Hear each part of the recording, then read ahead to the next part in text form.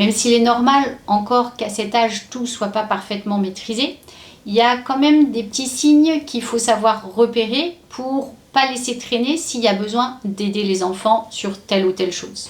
Par exemple, si vous remarquez que la lecture est toujours laborieuse ou qu'il a du mal à comprendre ce qu'il lit ou qu'on ne comprend pas ce qu'il écrit, on en parle au médecin et on consulte un orthophoniste.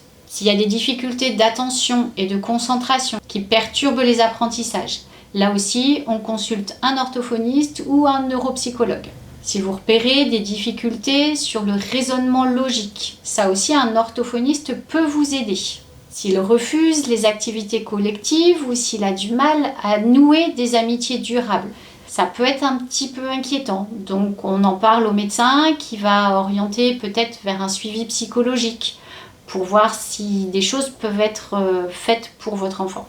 S'il a une image de lui très négative ou fluctuante, s'il manque de motivation, s'il est triste, s'il a peur de l'échec ou s'il a des problèmes persistants avec d'autres enfants, on consulte là aussi un psychologue.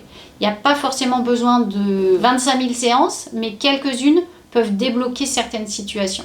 Tous ces signes ne veulent pas dire qu'il y a forcément un trouble, mais ce sont des signaux dont il faut savoir tenir compte.